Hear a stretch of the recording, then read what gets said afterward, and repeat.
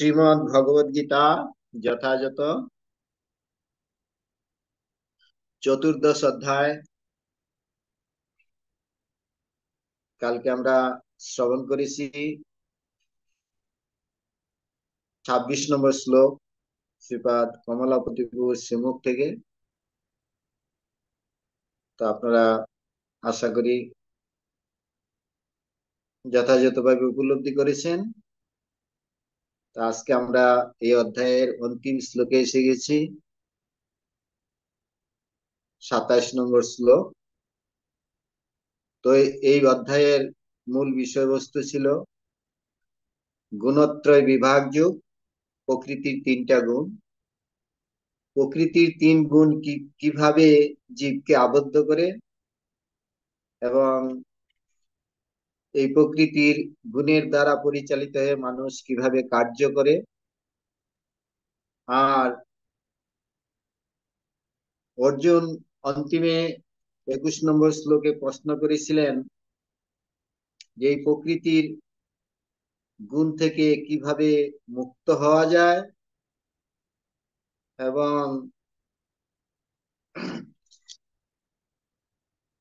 এই তিন গুণের অতীত যিনি, তার লক্ষণ কি এবং তার আচরণ কি রকম এবং তিনি কিভাবে এই তিন গুণকে অতিক্রম করেন। তো অর্জুনের এই প্রশ্নের পরিপ্রেক্ষিতে 22 থেকে 26 নম্বর শ্লোকে বা 27 নম্বর শ্লোকে এর উত্তর সম্পূর্ণ সম্পাদিত হয়েছে। 26 নম্বর অবধি 27 নম্বর শ্লোকে ভগবান সম্পূর্ণ তার সমাধান দিচ্ছেন যে ব্রহ্মভূত স্তর কি বা ব্রহ্ম কি। তো সেটা বলতে গিয়ে আজকের শ্লোকে বলা হয়েছে, আপনারা শ্রীমদ্ ভগবদ গীতা দেখুন, 27 নম্বর শ্লোক আমরা পাঠ করছি। ব্রহ্মণ হি প্রতিষ্ঠাহম অমৃতস্য অব্যয়স্য চ শাশ্বতস্য চ ধর্মস্য সুখমস্যৈকান্তিকস্য চ ব্রহ্মণ হি প্রতিষ্ঠায়াহম অমৃতস্য অব্যয়স্য চ শাশ্বতস্য চ ধর্মস্য সুখস্যৈকান্তিকস্য চ ব্রহ্মণ হি প্রতিষ্ঠাহম অমৃতস্য অব্যয়স্য চ শাশ্বতস্য চ ধর্মস্য সুখস্যৈকান্তিকস্য চ। শ্রীল প্রভুপাদকৃত অনুবাদ এবং তাৎপর্য। জগৎগুরু শ্রীল প্রভুপাদ কি জয়। অনুবাদ: আমি নির্বিশেষ ব্রহ্মের প্রতিষ্ঠা বা আশ্রয়, অব্যয় অমৃতের, শাশ্বত ধর্মের এবং ঐকান্তিক সুখের আমি আশ্রয়। তো পূর্বের শ্লোকে আমরা এই ব্রহ্মভূত স্তর, ওইখানে আমাদের প্রশ্ন এসেছিল যে ব্রহ্মস্তর মানে এখানে কোন স্তরকে বলা হয়েছে। ব্রহ্মস্তর মানে এখানে আমাদের যে কৃষ্ণ ভাবনামিত কার্যকলাপ বা চিন্ময় স্থিতি, ভগবত ভক্তিকে এখানে ব্রহ্মস্থিতি বলে বলা হয়েছে। কিন্তু তবুও প্রভুপাদ এই ব্রহ্ম সম্বন্ধে তার তাৎপর্যে এখানে ব্যাখ্যা করছেন, আমরা শ্রবণ করব। ছিল প্রভুপাদ তাৎপর্য: ব্রহ্মের স্বরূপ হচ্ছে অমরত্ব, অবিনশ্বরত্ব, নিত্যত্ব ও আনন্দ। পরমার্থ উপলব্ধির প্রথম স্তর হচ্ছে ব্রহ্ম উপলব্ধি, দ্বিতীয় স্তর হচ্ছে পরমাত্মা উপলব্ধি এবং পরম তত্ত্বের চরম স্তরের উপলব্ধি হচ্ছে পরমেশ্বর ভগবানের উপলব্ধি। তো এখানে প্রশ্ন এসেছিল যে ব্রহ্ম সম্বন্ধে কাকে বলা আছে। এখানে প্রভুপাদ ব্রহ্ম সম্বন্ধে বলছেন যে ভগবানকে তিন রূপে উপলব্ধি করা যায়। কি কি? ব্রহ্মেতি, পরমাত্মেতি, ভগবানেতি, সব্যতি। ব্রহ্মেতি পরমাত্মেতি ভগবানেতি শব্দটি। ভগবান নির্বিশেষ ব্রহ্মরূপ উপলব্ধি করা যায়, এবং ভগবানকে পরমাত্মেতি পরমাত্মা রূপে যোগীরা ভগবানকে উপলব্ধি করেন, আর জ্ঞানীরা ব্রহ্মে বিলীন হন। আর ভগবান ইতি শব্দতে যারা ভগবত ভক্ত আছেন, যারা কৃষ্ণ ভক্তি যাজন করছেন, তারা সরাসরি ভাবে ভগবানের যে দ্বিভুজ শ্যামসুন্দর মুরলীধর রূপ এই শ্রীকৃষ্ণে তারা ভগবত ভক্তি সম্পাদন করেন। তো এই ব্রহ্মের যে পূর্ণ উপলব্ধি, এটা হচ্ছে ভগবত ভক্তির স্তর। এই জিনিসটা বোঝাইতে গিয়ে প্রভুপাদ তাৎপর্যে বলছেন যে তাই পরমাত্মা ও নির্বিশেষ ব্রহ্ম এই উভয় তত্ত্বই পরমেশ্বর ভগবানের অধীন তত্ত্ব। এই যে পরম ব্রহ্মতত্ত্ব বা পরমাত্মা তত্ত্ব, এটা ভগবানের অধীন তত্ত্ব, মানে ভগবানকে কেন্দ্র করে এই ব্রহ্ম এবং পরমাত্মা। এটাতে আপনার বিভিন্ন উদাহরণ দিলে আপনারা বুঝতে পারবেন যে ব্রহ্ম বলতে এখানে ব্রহ্ম জ্যোতিকে বলা হচ্ছে, আর পরমাত্মা কিন্তু ভগবানের পূর্ণ উপলব্ধি হচ্ছে ভগবানের যে সবিশেষ রূপ দ্বিভুজ শ্যামসুন্দর মুরলীধর রূপ, এটা হচ্ছে ভগবানের সবিশেষ রূপ। এটা আমরা একটা যদি উদাহরণ আমরা দেই, আপনারা বুঝতে পারবেন যে এই পরম ব্রহ্মকে তিন ভাবে জানা যায়। যেমন আপনারা যদি সূর্যকে উপলব্ধি করতে চান, আমরা প্রথমত সূর্যের আলো দেখছি, তো সূর্যের আলোর মাধ্যমে আমরা সূর্যকে উপলব্ধি করতে পারি, এটা একটা স্তর। সূর্যের গোলক রয়ে গেছে, ওইটা দ্বিতীয় স্তর। এবং যেখানে সূর্য লোক রয়ে গেছে, সেটা হচ্ছে তৃতীয় স্তর।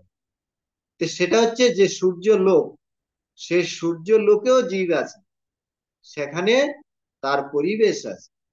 সেরকম ভগবানের যে ব্রহ্মজ্যোতি, তার যে দেহ নির্গত রশ্মি ছটা, এটা একটা উপলব্ধি, এটা নির্বিশেষ উপলব্ধি। যারা জ্ঞানীরা এই তত্ত্ব উপলব্ধি করে, আর যারা যোগী তারা ভগবানকে পরমাত্মেতি মানে পরমাত্মা রূপে জানতে চান। আর যারা ভগবত ভক্ত তারা ভগবানকে সবিশেষ বিভূষ শ্যামসুন্দর মুরলীধর শ্রীকৃষ্ণ রূপে তার সেবায় যুক্ত হন বা তাকে পূর্ণভাবে উপলব্ধি করতে পারেন। তাহলে ভগবানকে জানার পূর্ণ উপলব্ধি হচ্ছে ভগবানের যে সবিশেষ রূপ, এটা। তারপরে বলা হচ্ছে যে সপ্তম অধ্যায়ে ব্যাখ্যা করা হয়েছে যে জড়া প্রকৃতি পরমেশ্বর ভগবানের নিকৃষ্ট শক্তির প্রকাশ।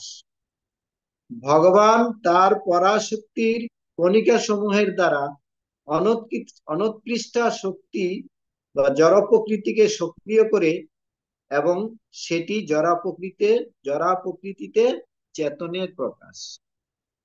তো আমরা সপ্তম অধ্যায়ে আমরা শ্রবণ করে এসেছি যে ভগবানের দুইটা প্রকৃতি রয়ে গেছে।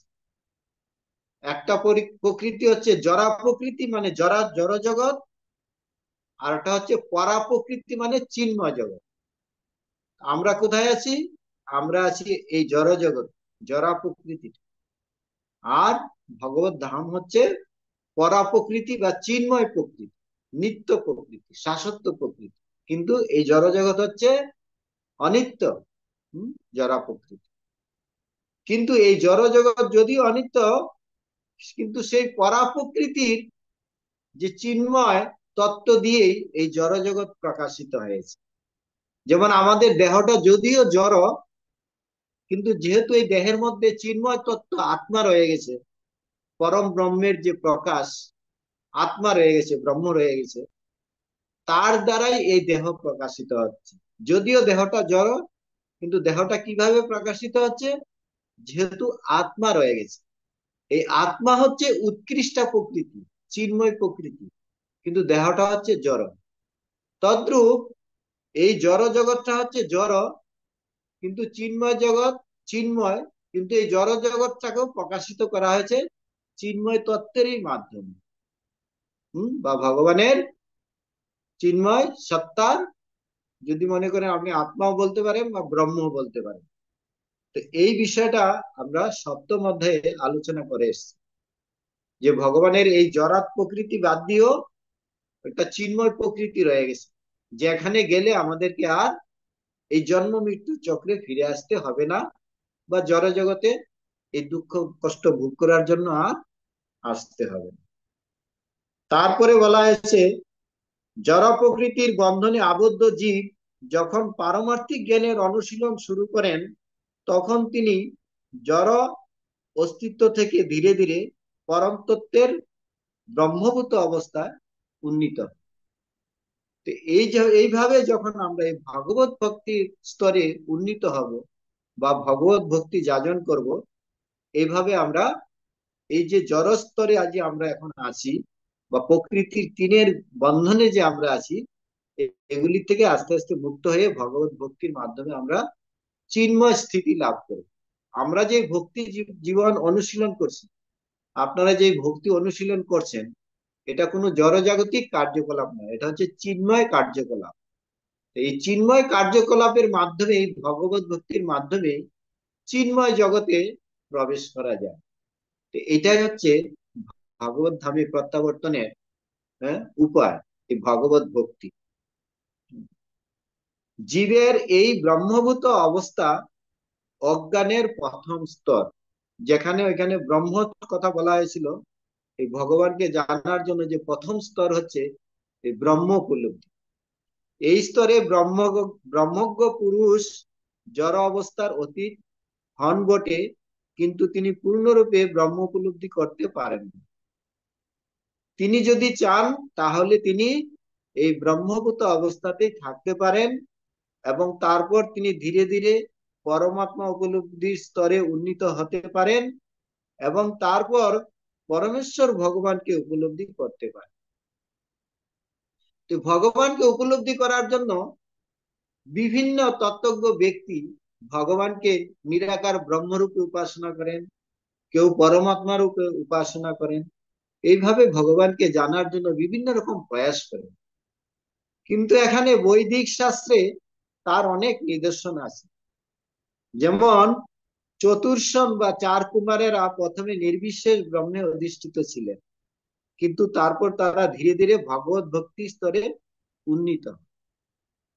এইভাবে যারা জ্ঞানের স্তরে থাকেন বা ব্রহ্ম স্তরে থাকেন বা পরমার্থ স্তরে থাকেন, তারাও একসময় এই ভগবত ভক্তিতে যে আসতে পারেন, এখানে উদাহরণ দেওয়া হয়েছে চতুষ্কুমার। এই চতুষ্কুমার তারা একসময় ব্রহ্মবাদী ছিল, কিন্তু তারা ভগবানের চরণের তুলসীর যে গন্ধ, সেই তুলসীর গন্ধ আঘ্রাণ গ্রহণ করে তারা ভগবত ভক্তি পরিণত হয়েছিলেন। এই ভগবত ভক্তিকে বিশেষভাবে এখানে প্রাধান্য দেওয়া হয়েছে। ভগবানকে উপলব্ধির সেটাকে চরম স্তর বলে বলা হয়েছে। তো এইভাবে আমরা ভগবত গীতাতে জানতে পারছি যে ভগবত ভক্তি স্তরে আসার জন্য অনেক প্রয়াস রয়ে গেছে, বিভিন্ন রকম পন্থা রয়ে গেছে। বহুনাম জন্ম নামন্তে জ্ঞানবান্মাম প্রপদ্যন্তে বাসুদেবে সর্বমিতি স্বমহাত্মা সুদুর্লভ। যারা সরাসরি ভাবে ভক্তিযোগ অনুশীলন করছেন, তারা অত্যন্ত দুর্লভ, তারা অত্যন্ত ভাগ্যবান। তারা ভগবানের পরম তত্ত্বের চরম স্তরে উপনীত হওয়ার প্রয়াস করছেন। এটা আমাদের খুব সৌভাগ্য, আমরা যে ভগবত ভক্তিতে যুক্ত হয়েছি। তো যিনি ব্রহ্মের নিরাকার নির্বিশেষ উপলব্ধির ঊর্ধ্বে উন্নীত হতে পারেন না, তারা সর্বদাই অধঃপতনের সম্ভাবনা থাকে। ভাগবতে বলা হয়েছে যে কেউ নির্বিশেষ ব্রহ্ম উপলব্ধি স্তরে উন্নীত হওয়া সত্ত্বেও আরো অগ্রসর হয়ে পরমেশ্বর ভগবান সম্বন্ধে জানতে না পারলে তার চেতনা পূর্ণরূপে নির্মল হয় না। সুতরাং ভক্তি যুগে ভগবানের সেবায় যুক্ত না হলে ব্রহ্ম উপলব্ধির স্তরে উন্নীত হওয়ার পরেও পতনের সম্ভাবনা থাকে। যারা এই ব্রহ্মজ্ঞানী বা যোগী, তাদেরও পতনের সম্ভাবনা আছে, কিন্তু ভক্তের পতন হয় না। নমে ভক্তা প্রণশ্যতি, ভগবান বলছেন হে অর্জুন, যারা আমার এই ভগবত ভক্তি অনুশীলন করছেন তার কখনো পতন হবে না। কিন্তু যোগী মুনি ঋষি তাদেরও পতন হওয়ার সম্ভাবনা আছে, কিন্তু ভগবত ভক্তের মাধ্যমে, ভক্তির মাধ্যমে যারা পূর্ণতা প্রাপ্ত হবেন তাদের কখনো এই পতন হওয়ার সম্ভাবনা নেই। তাই তারপরে বলছেন, কি কথা বললাম, তা সত্ত্বেও অগ্রসর হয়ে, আচ্ছা, ভক্তি যুগে ভগবানের সেবায় যুক্ত না হলে ব্রহ্ম উপলব্ধি স্তরে উন্নীত হওয়ার পরেও পতনের সম্ভাবনা থাকে। তারপরে বৈদিক শাস্ত্রে তৈত্তরীয় উপনিষদে 2:7-1 এটিও বলা হয়েছে, রসবৈশ্য রসম হি অব্যয়ম লব্ধানন্দী ভবতি। কেউ যখন সমস্ত রসের আধার পরমেশ্বর ভগবান শ্রীকৃষ্ণকে জানতে পারেন তখন তিনি দিব্য আনন্দ লাভ করতে পারেন। একমাত্র এই যে চরম স্তর, পরম আনন্দ যদি কেউ লাভ করতে চায়, এটা হচ্ছে ভগবত ভক্তি, যেটা আপনারা যাজন করছেন। এর মাধ্যমে আমরা পূর্ণ আনন্দ লাভ করতে পারি। পরমেশ্বর ভগবান সরস্বর্যপূর্ণ, এবং ভক্ত যখন তার সমপবর্তী হন তখন এই সরস্বর্যের বিনিময় হয়, মানে ভগবানের সাথে আমাদের ভক্তের আনন্দের আদান প্রদান হয়। যেমন এখানে উদাহরণ দিয়েছে যে রাজার সেবক রাজার সঙ্গে প্রায় একই সমপর্যায় হয়ে আনন্দ উপভোগ করে। কেউ যখন রাজার সেবা করে তখন সে রাজার পরিচারিকেরাও বা রাজার সচিবও রাজার মতোই সে আনন্দ আস্বাদন করতে পারে। তো ভক্তরা যখন এই ভগবত ভক্তিতে যুক্ত হন, তারা যখন ভগবত ধাম প্রাপ্ত হবেন, তারা ভগবানের মতোই আনন্দময় জীবন লাভ করে পূর্ণ আনন্দ আস্বাদন করতে পারবেন। এটা সুন্দর উদাহরণ এখানে দেওয়া আছে। তাই ব্রহ্ম উপলব্ধি বা নিত্যত্ব অথবা অবিনশ্বরত্ব ভক্তিযুক্ত ভগবত সেবার অন্তর্বর্তী। যে অন্যান্য উপায়গুলো বলছে এগুলি আমাদের ভক্তির উপরে নির্ভরশীল।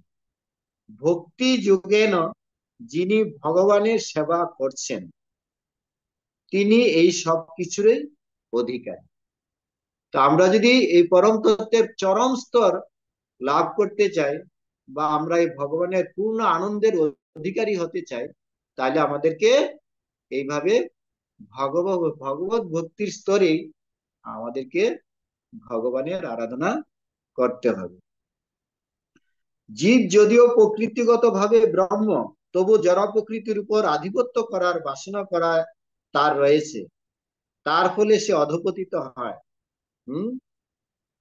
যে জীব যদিও চিন্ময়, কিন্তু সে জড় প্রকৃতির প্রভাবে এই জড় জগতে পতনের সম্ভাবনা আছে, কিন্তু তার স্বরূপে জীব জড় প্রকৃতির 3টি গুণের অতীত।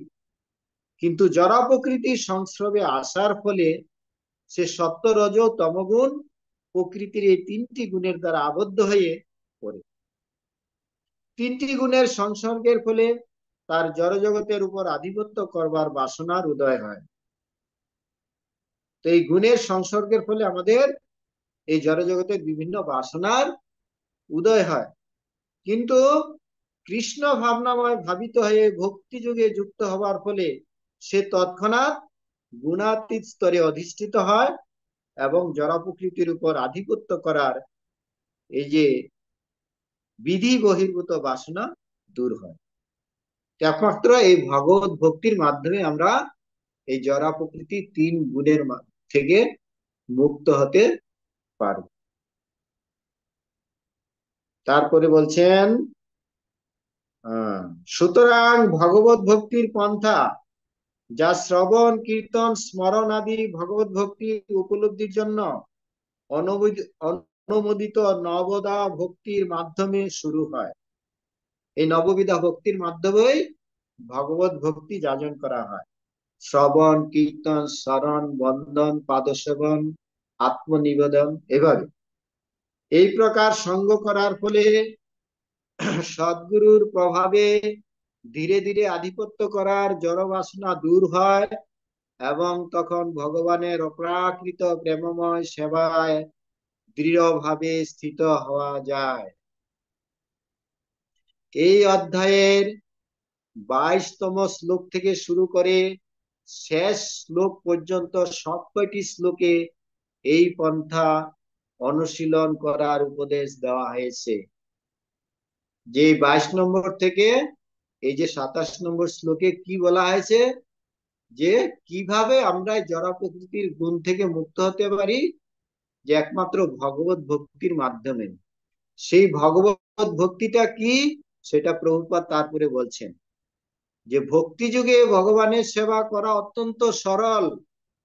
এতে কেবল সর্বদা ভগবানের সেবায় নিযুক্ত হতে হয়। কিভাবে? শ্রী বিগ্রহকে নিবেদিত প্রসাদ গ্রহণ করতে হয়, ভগবানের চরণে অর্পিত ফুলের ঘ্রাণ গ্রহণ করতে হয়, ভগবানের অপ্রাকৃত লীলাবিলাসের স্থানগুলি দর্শন করতে হয়, ভক্ত সঙ্গে ভগবানের প্রেম বিনিময় আদি বিভিন্ন লীলাসমূহ পাঠ করতে হয়, ভগবত ভক্তের সঙ্গে প্রীতিমূলক ভাবের আদান প্রদান করতে হয়, সর্বক্ষণ ভগবানের দিব্য নাম সমন্বিত হরে কৃষ্ণ মহামন্ত্র হরে কৃষ্ণ কৃষ্ণ কৃষ্ণ হরে হরে হরে রাম রাম রাম হরে হরে জপ ও কীর্তন করতে হয় এবং ভগবান ও তার ভক্তের আবির্ভাব তিরুভাব তিথিগুলিতে উপবাস পালন করতে হয়। এই পন্থা অনুশীলনের ফলে জড় কার্যকলাপের বন্ধন থেকে সর্বতভাবে মুক্ত হওয়া যায়। তাহলে এই জড় কার্যকলাপ থেকে আমরা কিভাবে সম্পূর্ণভাবে মুক্ত হতে পারি? এইভাবে এখানে যে ভক্তির বিভিন্ন রকম পন্থাগুলো দেওয়া হয়েছে। তো এই ভক্তির যে পন্থাগুলো আমরা যদি সঠিকভাবে অনুশীলন করি, তবেই আমরা এই জড় জগতের যে প্রকৃতির গুণ থেকে মুক্ত হতে পারি। আমরা কিভাবে ভক্তি অনুশীলন করছি? আমরা ভোর 3:30টায় ঘুম থেকে উঠছি, তারপরে 4:30 থেকে মঙ্গল আরতি করছি, সংসার দাবান হলো, তারপরে নৃসিংহ আরতি হচ্ছে, তারপরে তুলসী আরতি হচ্ছে, হুম, তারপরে আবার দর্শন আরতিতে গুরু পূজা হচ্ছে। আপনারা আশা করি সবাই গুরু পূজা করেন, শ্রী গুরু চরণ পদ্ম, এই গুরু পূজা, তারপরে ভগবত গীতা পাঠ শ্রবণ, তারপরে প্রসাদের টাইম, তারপরে আপনারা যে যার কাজকর্ম আছে, ব্যবসা হোক চাকরি হোক, যে কোনো কাজে ফিরে যাবেন। তারপরে আবার সন্ধ্যার পরে ঘরে ফিরে আসবেন, এসে খুব সুন্দরভাবে তুলসী আরতি করবেন, তারপরে গৌর আরতি করবেন, শিবা জয় জয় গৌরাচাঁদের আরতি কো শোভা, হ্যাঁ, তারপরে নৃসিংহ আরতি করবেন। এইভাবে 24 ঘন্টা আমরা ভগবানের সেবায় আমাদেরকে নিয়োজিত হতে হবে। এটাই হচ্ছে আমাদের ভগবত ভক্তির কার্যকলাপ, এটাই হচ্ছে আমাদের চিন্ময় স্থিতি। এইভাবে যখন আমরা করতে থাকবো, এক সময় আমাদের এই আত্মা ভগবত ধাম প্রাপ্ত হবে এবং আমরা ভগবানের ধামে ভগবানের সাথে পূর্ণ আনন্দময় সেবায় যুক্ত হতে পারবো। তো এই ভগবত ভক্তি যদি আমরা যাজন করতে চাই, আমরা ভগবানের ভক্তি এবং ভগবত ভক্তের সাথে আমাদেরকে আদান প্রদান রাখতে হবে। ভগবান এই গীতার 10-9 নম্বর শ্লোকে বলছেন, 10ম অধ্যায়ে আমরা পড়ে এসছি, মচ্চিত্ত মদ্গত প্রাণা বোধয়ন্ত পরস্পরম কথয়ন্তশ্চ মাং নিত্যম তুষ্যন্তি চ রমন্তি চ। আমরা ভগবত ভক্তি কিভাবে আনন্দ করতে পারি? আমরা সবসময় ভগবানের কথা চিন্তা করতে হবে। কি করে ভগবানের সেবা করব, কি করে ভগবানের প্রচার করব, কিভাবে ভক্তি যাজন করব, সবসময় ভগবানের কথা।